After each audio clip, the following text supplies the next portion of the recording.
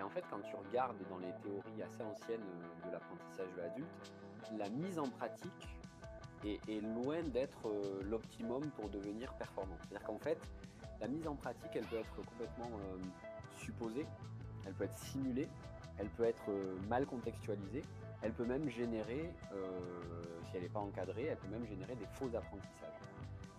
La mise en pratique, c'est la limite, et moi je le vis mal de le dire, parce que moi, mon métier, c'est d'apprendre aux gens à faire de la simu.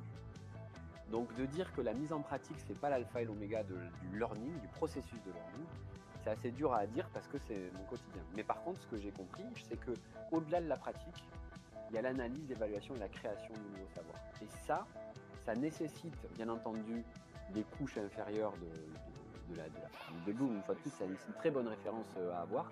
Et en fait, je me dis, une fois que tu as mis en pratique, c'est comme quand on apprend un formateur à poser une bonne question. La bonne question, c'est que le début du travail, parce qu'il y a une réponse et qu'il faut bien pouvoir continuer derrière.